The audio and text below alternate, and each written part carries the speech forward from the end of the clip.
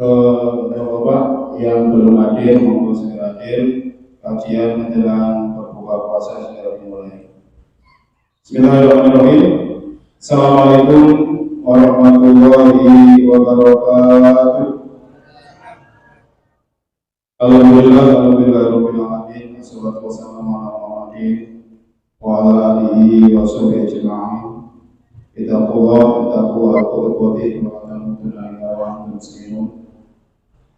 Ustaz sebentar dari Mas Porto yang saya hormati, Ketua Tajam Masjid Al-Anwar, Ustaz Nailah yang saya hormati, Bapak Ting, Sepo Jamaah Masjid Al-Anwar yang saya hormati, pengurus Masjid Al-Anwar yang hadir pada sore hari ini saya hormati, Bapak-bapak, ibu-ibu jamaah Masjid Al-Anwar yang dimuliakan oleh Allah Subhanahu wa Ta'ala.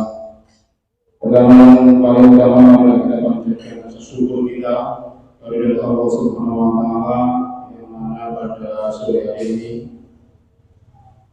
kita bisa hadir di majelis yang mulia ini, rumah Allah ini, semata-mata ingin menggapai ridhonya, menuntut ilmu dalam kesempatan menunggu waktu berbuka bersama.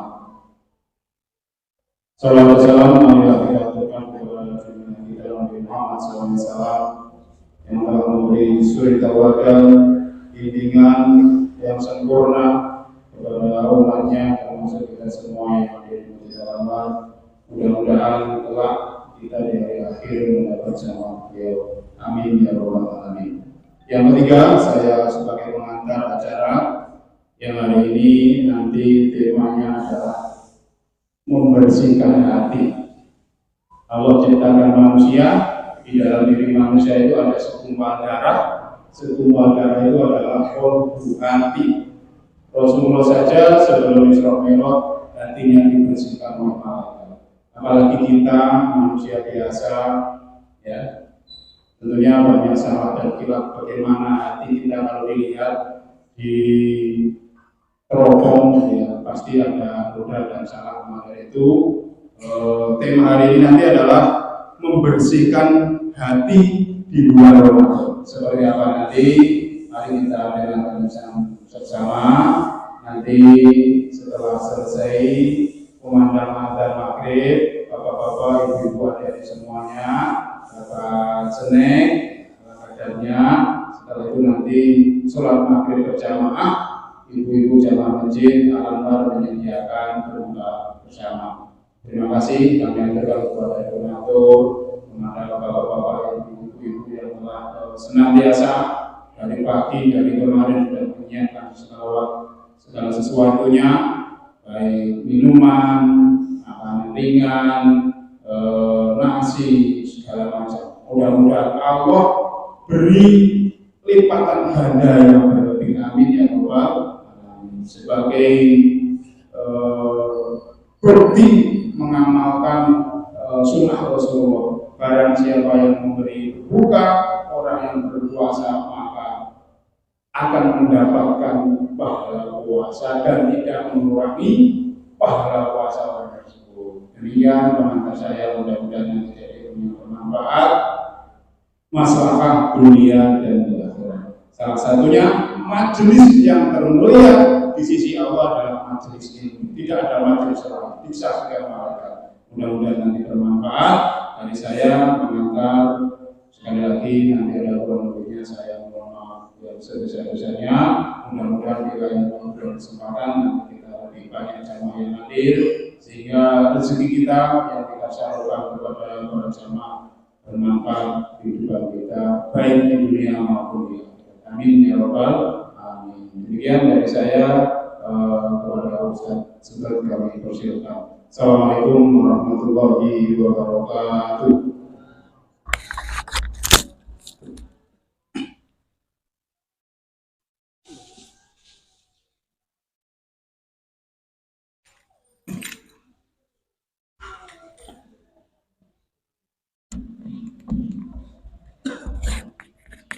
Assalamualaikum warahmatullahi wabarakatuh.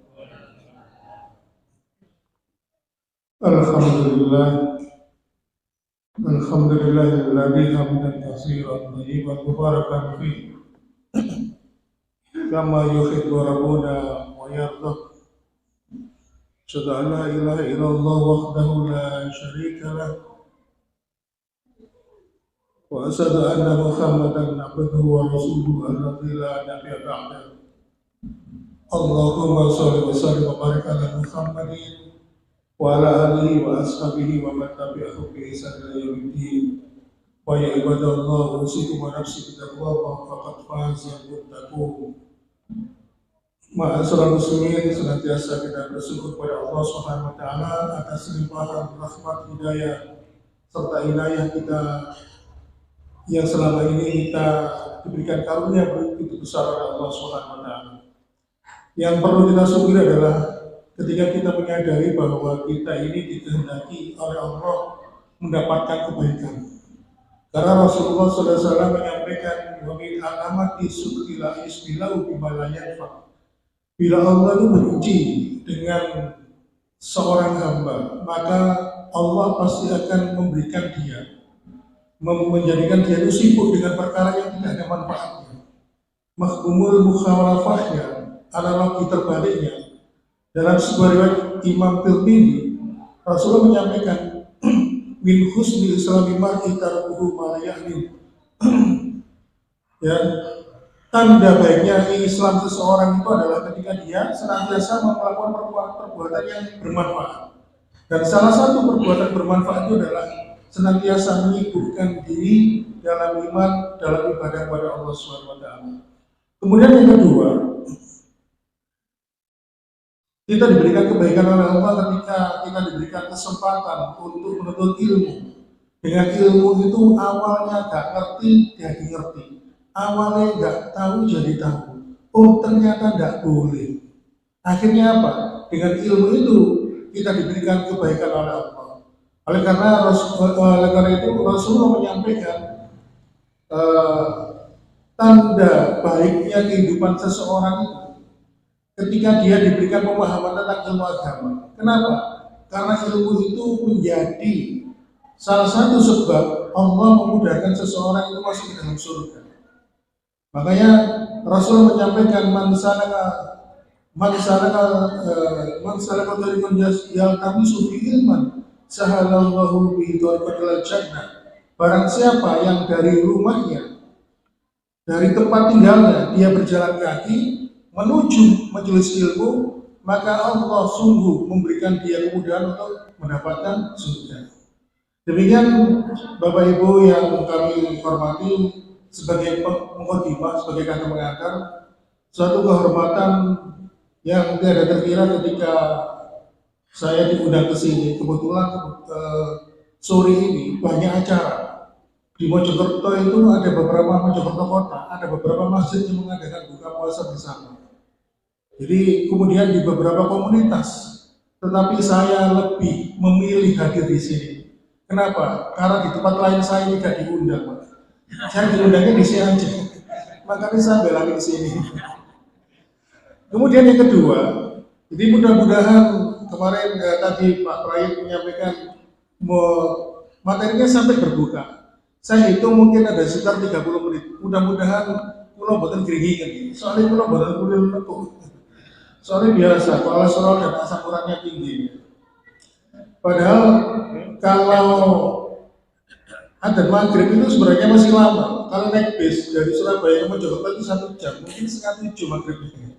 Kalau menurut naik bis ya, tapi insya Allah nanti 17.36 kita akan memasuki waktu maghrib. Baiklah, sesuai dengan materi yang disampaikan oleh panitia tadi, yaitu membersihkan hati di bulan Ramadan. Kenapa kok saya menyampaikan materi ini, memilih materi ini? Karena kalau saya amati, saya ini kan suka mengamati dan sering diundang di beberapa tempat. Saya sering tanya-tanya ke jamaah. Ternyata materi seperti ini yang mungkin belum pernah disampaikan. Kebanyakan itu kan kalau masalah Ramadan itu yang dibahas kan masalah fikihnya, masalah tarawihnya. Kira-kira bagaimana sahur yang baik itu gimana dan sebagainya. Nah, masalah hati itu penting. Kenapa? Jadi begini.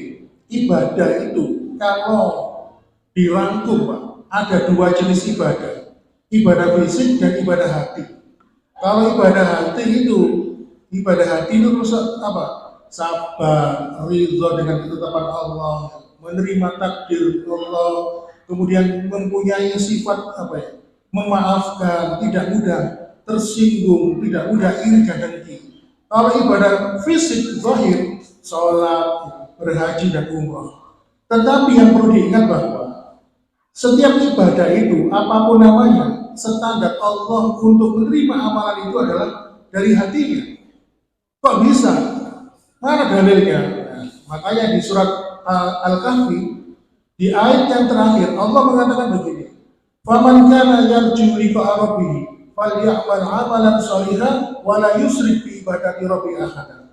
Apabila engkau, hai anak Adam, ingin kelak di akhirat berjumpa dengan Rabbmu, falyamal 'amalan shalihan, hendaklah engkau nyari bekal. Apa bekalnya?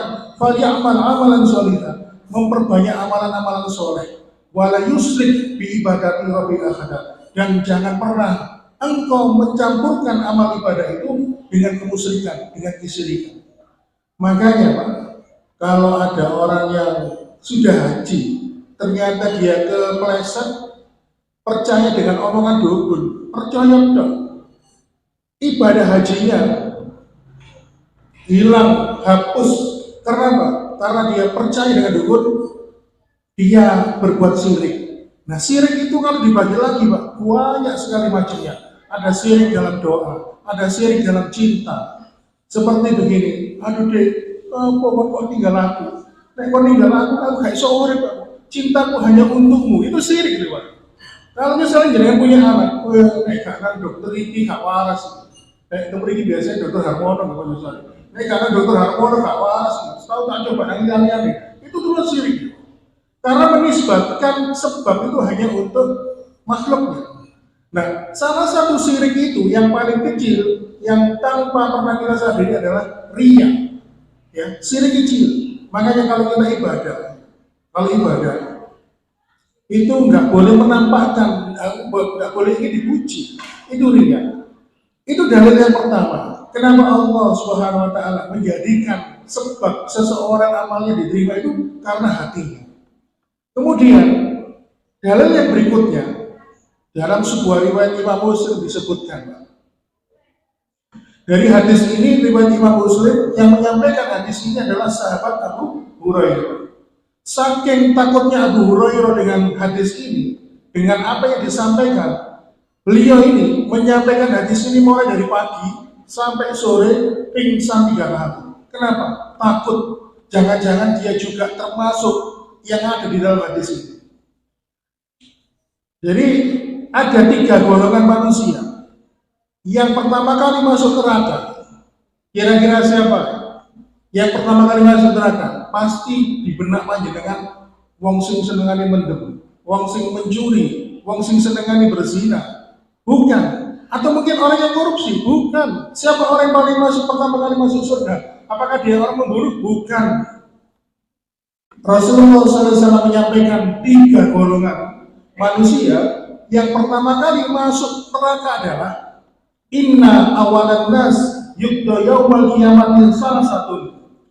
Ada 3 orang golongan manusia. Yang pertama kali masuk neraka adalah yang pertama, kata Rasulullah, rajulun qatala fi sabilillah faqatala hatta qutila.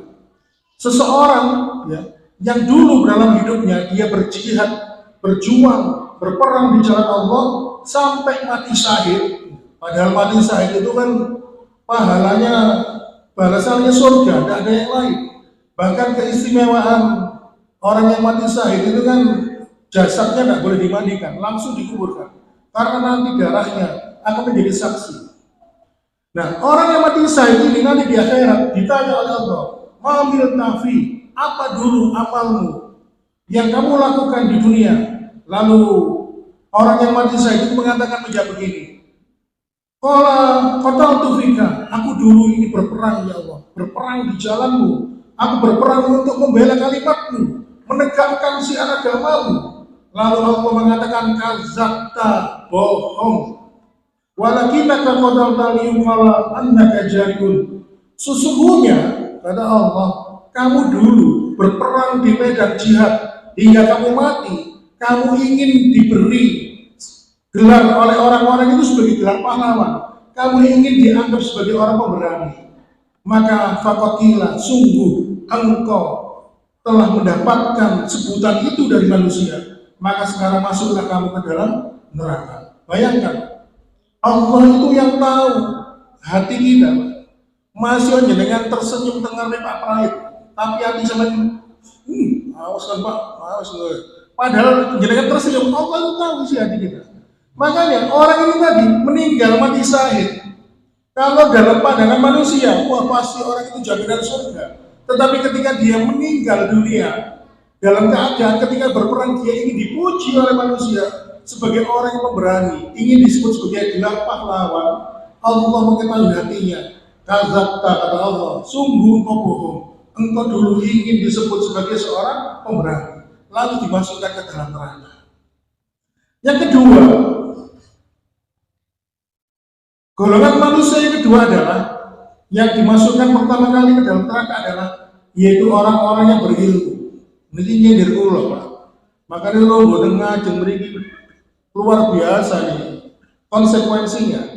Kadang-kadang ada seseorang yang berdakwah ya, ternyata diberikan kehendak oleh Allah dia menjadi ustadz yang terkenal sehingga akhirnya dasar gede Pak. Wah, mereka dijuluki ustadz itu buatan nol ya Pak. Ya, kadang itu yang sing buatan digelari ngoten itu kadang jero jenenge tok buatan turun. Nah, kadang-kadang orang-orang seperti ini nanti ditanya oleh Allah, apa yang dulu kamu lakukan di dunia? Aku dulu berdakwah ya Allah, aku menyebarkan agamamu, aku ingin mengajak manusia dalam kebenaran. Terus Allah karena mengetahui isi hati manusia mengatakan kadzabta, bohong kamu. Kamu dulu waktu di dunia ingin dikenal sebagai orang yang berilmu, kamu ingin dikenal sebagai orang alim, kamu ingin dikenal sebagai orang yang penghafal Al-Quran, bacaanmu bagus. Kamu bangga kalau ada orang mengatakan wong itu Ustaz Ibu ingin mami enak, suara yang merdu menyentuh hati. Kamu pasti senang seperti itu. Bayangkan, Allah mengetahui hati manusia. Maka faqatila, sungguh engkau telah mendapatkan sebutan dari manusia. Maka masuklah kamu ke dalam neraka. Yang ketiga, golongan yang ketiga yang berikutnya yaitu adalah orang yang dermawan. Dulu ketika dia di dunia, dia banyak menginfakkan hartanya, membangun masjid, membangun mushola, membangun panti asuhan, sekolah dan sebagainya. Terus kemudian ditanya oleh Allah, apa yang kamu lakukan dulu? Saya dulu itu menyumbangkan hartaku ya Allah untuk agama ini, supaya agama ini tetap berjalan. Tapi Allah mengatakan kadzabta, sungguh kau bohong. Engkau ingin dipuji oleh manusia sebagai orang yang dermawan, engkau ingin dipuji oleh manusia sebagai orang yang baik. Lalu Allah mengatakan masuklah kalian ke dalam neraka. Dalil yang kedua ini menunjukkan bahwa manusia itu tidak hanya perlu memperhatikan masalah zahir, tetapi masalah hati juga perlu diperhatikan. Bayangkan ketika amanah tersebut mati syahid orang yang berilmu, ya. Bahkan Allah itu mengatakan dalam surat Fussilat, orang yang paling baik itu adalah orang yang berdakwah. Tidak ada pekerjaan selain dakwah. Kemudian yang ketiga adalah orang yang berharta. Rasulullah mengatakan kita tidak boleh iri terhadap dua orang. Tidak boleh iri kecuali terhadap dua orang. Siapa? Orang yang berilmu. Kalau kita melihat orang yang berilmu, kita iri. Ya Allah, seandainya aku punya ilmu seperti dia, pasti aku akan mengamalkan ilmuku untuk berdakwah. Kalau misalnya kita menjumpai ada orang yang berharta, kita iri. Ya Allah, seandainya saya punya harta seperti dia, pasti aku ingin menyumbangkan hartaku ini untuk agamamu ini. Kita tidak boleh iri dengan dua golongan manusia ini. Tetapi golongan manusia ini amalannya besar, tetapi ketika tidak diiringi dengan kebersihan hati, ada niat yang melenceng seperti riya tadi. Padahal riya itu syirik kecil. Riya itu bukan syirik besar, tapi syirik kecil. Allah mengetahui isi hati manusia. Makanya ketika ada orang yang tampak mempesona dalam ibadah, belum tentu hatinya bersih, niatnya bersih, maka di akhirat dia digolongkan sebagai orang-orang penduduk neraka. Oleh karena itu, ma'asyiral muslimin wa zumratal mu'minin rahimakumullah, ini pentingnya mempelajari masalah hati. Makanya perlu ketika kita memasuki bulan Ramadan ini, perlu membersihkan hati kita. Dan dalil berikutnya ini berkaitan dengan hablum minanas, tetap masalah hati. Pada sebuah riwayat Imam Ahmad dikisahkan, pun boleh dirigikan, apa ini? Mana sebojong? Pada sebuah riwayat Imam Ahmad disebutkan, ketika Rasulullah SAW sedang berkelompok, lalu Rasulullah SAW menyampaikan, yatlaq fikum rajulun min ahlil jannah. Sebentar lagi datang seorang laki-laki calon penghuni surga. Setelah itu para sahabat pun menunggu. Tiba-tiba ada seorang sahabat Ansor datang. Dia meletakkan sandalnya, teropanya di situ, terus berwudu, terus kemudian sholat tahiyatul masjid, lalu mengikuti kajian yang diadakan Rasulullah. Pada hari kedua, besoknya, Rasulullah mengatakan, yatlaq fikum rajulun min ahlil jannah. Sebentar lagi datang seorang laki-laki calon penghuni surga. Ternyata laki-laki kemarin, sahabat Ansor, datang lagi. Hari ketiga juga begitu. Rasulullah menyampaikan, yatlaq fikum rajulun min ahlil jannah. Sebentar lagi akan datang seorang laki-laki calon penghuni surga. Nah, ada seorang sahabat yang bernama Abdullah bin Amr bin As, putranya Amr bin As. Di dalam hatinya itu timbul ghibtah, iri. Dia ingin mengetahui apa rahasia laki-laki ini dijamin oleh Rasulullah sebagai calon penghuni surga. Dan kita perlu tahu, Rasulullah itu berkata berdasarkan wahyu, pasti atas petunjuk Allah. Akhirnya dia mengatakan, wahai saudaraku, mohon izin aku ingin menginap di rumahmu 3 hari saja. Soalnya aku ini lagi gak rukun sama bapak saya. Akhirnya diizinkan menginap di rumah itu, di laki-laki calon penghuni surga tadi. Lalu kemudian apa? Diamati, Pak. Setelah Isya, ya, diamati itu. Jangan-jangan nanti malam dia sholat malam. Diamati terus sampai tengah malam, jam 1 malam dia bangun. Ternyata apa? Cuma pipis tok. Masuk kamar mandi, tidur lagi, dan bangun menjelang waktu subuh. Begitu hari kedua juga begitu, ditunggu ada amalan apa sih? Tetap seperti hari pertama, tidur aja sepanjang malam, sebelum subuh baru bangun. Hari ketiga juga begitu. Akhirnya putra dari Amr bin As mengatakan, mohon maaf, sesungguhnya aku tidak ada masalah sebenarnya dengan bapakku, aku hanya bohong padamu. Aku ingin menginap di rumahku, karena mendengar Rasulullah SAW menyatakan engkau adalah calon penghuni surga. Maka aku ingin tahu apa rahasia amalmu itu, sehingga Allah memberikan jaminan kepadamu sebagai calon penghuni surga.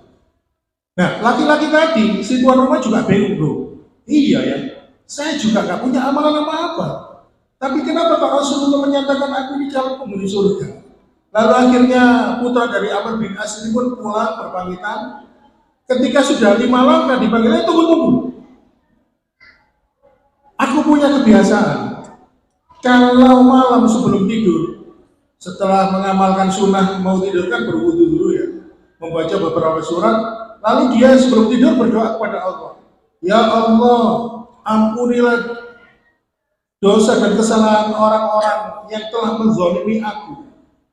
Ya Allah, mudahkanlah hatiku ini, lapangkanlah hatiku ini untuk mudah memaafkan kesalahan saudaraku, walaupun mereka belum minta maaf kepadaku. Ya Allah, berikan aku ini ridho di dalam hatiku ini untuk menerima takdir dan ketetapanmu.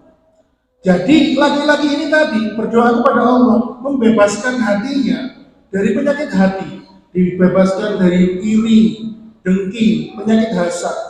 Dia juga diberikan memohon kepada Allah agar apa? Diberikan kelapangan hati menerima ketetapan Allah.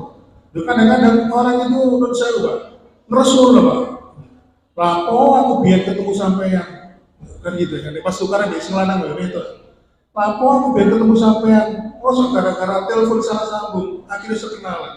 Padahal Allah sudah menetapkan dia itu jodohnya, menjadi takdir menjadi suami istri. Ketika dia mengatakan begitu, sama saja dengan menolak takdir. Kadang-kadang kita tuh tanpa sadar mengucapkan hal seperti itu. Nah, akhirnya apa? Ini menjadi pelajaran bahwa masalah hati itu tidak hanya masalah kita ikhlas dalam beribadah kepada Allah, kita juga harus menghindarkan penyakit-penyakit hati seperti iri, seperti dengki, ya. Mudah memaafkan. Makanya Rasulullah SAW membedakan beliau dengan Nabi dan Rasul yang lainnya itu dari masalah hatinya. Seperti tadi Pak Praid dalam Muqaddimah menyampaikan Rasulullah sebelum Isra Mi'raj dalam sebuah sejarah disebutkan 2 kali dibersihkan hatinya, kalbunya. Ketika masih usia 7 tahun dan menjelang yang kedua menjelang peristiwa Isra dan Mi'raj. Artinya apa? Hatinya dibersihkan. Makanya Rasulullah itu sebelum naik ke langit ke-7 berjumpa dengan Allah dalam peristiwa Isra dan Mi'raj sudah mempunyai kesucian hati. Beda dengan Ahyas. Tahu Ahyas ya?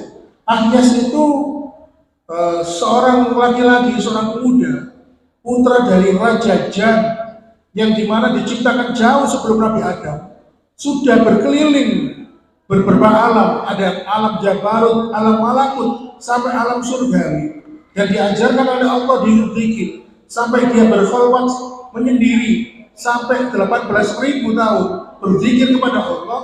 Tetapi ketika dia diuji, si Ahyas ini tadi diuji oleh Allah untuk menyembah Adam, sujud di hadapan Adam, dia nggak mau, lalu mengatakan kepada Allah, ya Allah, masa aku harus sujud kepada laki-laki yang diciptakan dari tanah, padahal aku ini diciptakan dari api, aku lebih baik daripada dia. Dan Ahyas ini pun berganti nama menjadi iblis. Inilah contoh. Makanya kalau kita melihat sejarah, jadi Al-Quran itu bukan kitab sejarah, tetapi Al-Quran itu banyak menceritakan sejarah. Kalau kita melihat atau membaca surat Nuh, ya, Nabi Nuh itu menggunakan doa pamungkasnya ketika 900 tahun lebih berdakwah. Kok hanya yang ikut-ikut itu aja? Akhirnya jengkel. Dia mengangkat tangannya berdoa kepada Allah. Ya Allah, jika di antara mereka tidak ada yang mau menyembahmu, mengikuti aku sebagai Rasulnya, maka binasakanlah mereka. Akhirnya dibinasakanlah mereka semuanya, sehingga Nabi Nuh membuat kapal atas perintah Allah, dan umat Nabi Nuh dihancurkan dengan banjir yang besar, banjir bandang yang besar. Begitu juga nabi-nabi yang lain, seperti Nabi Yunus ketika berdakwah, dia putus asa karena umatnya tidak banyak yang mengikutinya. Ya, akhirnya dia meninggalkan negeri itu, sehingga ketika dia naik kapal, kapalnya mau oleng, sehingga harus ada yang cebur ke dalam laut, diundi. Setiap undian itu datang kepada Nabi Yunus. Akhirnya Nabi Yunus dilemparkan ke dalam lautan, lalu kemudian ditelan oleh ikan paus yang besar, dan dihukum oleh Allah, dia ditelan. Artinya apa? Karena hatinya tidak ada kebersucian di dalam hatinya. Tetapi beda dengan Rasulullah SAW. Rasulullah itu mengajarkan kepada kita sebuah doa. Allahumma inni as'aluka salamatus sadr.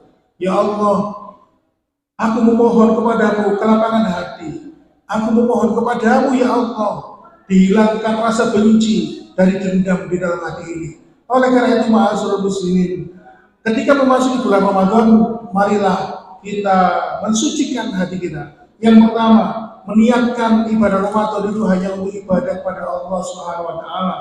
Memurnikan ibadah Ramadan, apapun ibadah itu di dalamnya, entah itu berpuasa, entah itu membaca Al-Quran, entah itu salat tarawih, entah itu apapun. Karena Rasulullah motivasi ketika memasuki Ramadan itu kan imanan wa ihtisaban, dengan landasan iman dan hisaban, dengan landasan apa? Ingin mendapatkan balasan dari Allah Subhanahu wa taala.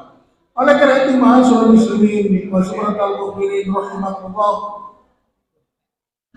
Akhirnya apa?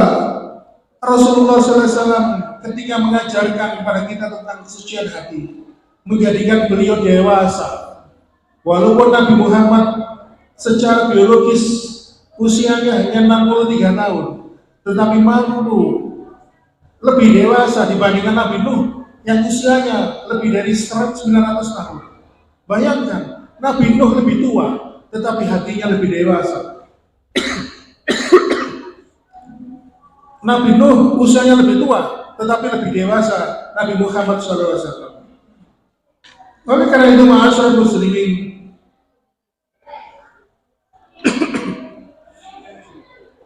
ketika kita memasuki bulan Ramadan ini, jangan pernah menyimpan nama, yaitu nama itu adalah nama orang yang kita benci. Hilangkanlah nama itu di dalam hati kita, lalu maafkanlah mereka. Atau kalau misalnya mereka pernah berbuat salah dan mereka belum meminta maaf pada kita, maka maafkanlah. Karena sesungguhnya Allah mencintai orang-orang yang memudah maafkan. Makanya Aisyah ketika bertanya pada Rasulullah, "Ya Rasulullah, ketika aku nanti menjumpai Lailatul Qadar, doa apa yang harus aku baca?" Lalu Rasulullah mengatakan, "Allahumma innaka afuwwun tuhibbul afwa fa'fu anni." Ya Allah, aku memohon maafmu, dan Allah itu menyukai pemaafan. Sesungguhnya Allah itu menyukai memaafkan hambanya. Maka maafkan aku ya Allah. Oleh karena itu, memaafkan adalah perbuatan yang sangat dipuji oleh Allah Subhanahu wa taala. Oleh karena itu, ma'asyiral muslimin, karena keterbatasan waktu dan sebentar lagi, mungkin sekitar 2 menit lagi kita akan mengkumandangkan azan maghrib, maka saya akhiri kajian singkat pada sore hari ini menjelang berbuka puasa. Bila ada kekurangan, saya mohon maaf yang sebesar-besarnya, karena sesungguhnya hanya Allah lah yang maha memberikan hidayah dan petunjuk pada kita, sedangkan kekurangan itu hanya dari saya sendiri. Dan mudah-mudahan ada guna dan manfaatnya. Setidaknya semoga memberikan semangat pada kita untuk menjalani ibadah Ramadan pada kesempatan di tahun ini menjadi Ramadan yang lebih baik. Demikian yang dapat kami sampaikan. Sekali lagi mohon maaf. Saya akhiri, wassalamualaikum warahmatullahi wabarakatuh.